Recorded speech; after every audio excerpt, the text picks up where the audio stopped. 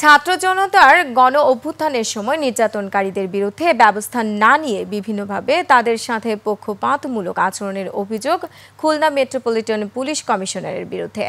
গণ অভ্যুত্থানের 10 মাস পরও শীর্ষ সন্ত্রাসী, দুর্নীতিবাজ ও ছাত্র জনতার উপর হামলাকারীদের গ্রেফতার করতে পারেনি police. Police commissioner Zulfikar Ali হায়দারের অপসারণ দাবিতে এখন উত্তাল খুলনা মহানগরী। শেখ জুয়েলের ক্যামেরায় খুলনা প্রতিনিধি আশরাফুল ইসলাম নূরের তথ্যে ডেস্ক রিপোর্ট। শেকড় থেকে শিখরে।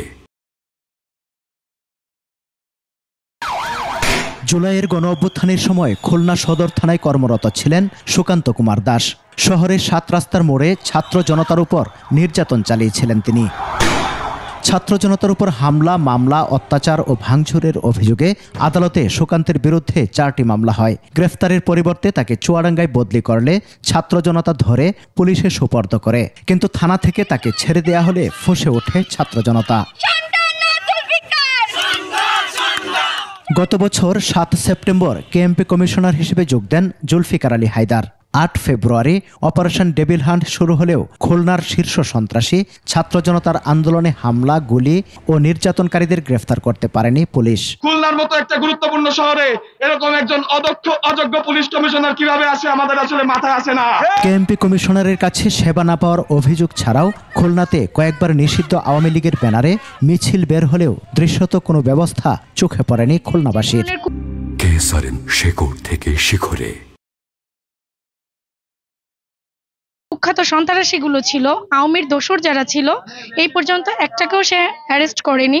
তাদের আইনগতভাবে যে দৃষ্টান্তমূলক শাস্তি হওয়ার দরকার ছিল সে একটাও করেনি।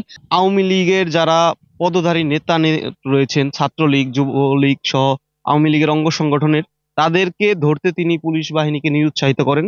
তার প্রত্যেকটি থানার ওসিদেরকে তিনি নির্দেশ দিয়েছেন যে তাদেরকে গ্রেফতার করা যাবে না। অভিযোগ সম্পর্কে কথা বলতে পুলিশ কমিশনারকে ফোন করা হলেও তিনি রিসিভ করেননি। আপনি যে নম্বরটিতে কল করেছেন তা এই মুহূর্তে ব্যস্ত আছে। কেএমপির সাবেক কমিশনার মোজাম্মেল হক, সাবেক অতিরিক্ত কমিশনার রাকিবুল ইসলাম, ডিসি মোল্লা জাহাঙ্গীর হোসেন, ডিসি সিটিএসবি রাশেদা বেগম, তৎকালীন এডিসি সোনালী সেন সহ পুলিশের অন্তত 19 কর্মকর্তার বিরুদ্ধে 3টি মামলা রয়েছে, অথচ কাউকে আইনের আওতায় আনা হয়নি। আইন শৃঙ্খলা রক্ষাকারী বাহিনীতে যারা ছিল এরকম প্রায় 16 থেকে 20 জন রয়েছে, যারা কিন্তু গ্রেপ্তার হয়নি এবং তাদেরকে গ্রেপ্তারের কোনো উদ্যোগও নেওয়া হয়নি।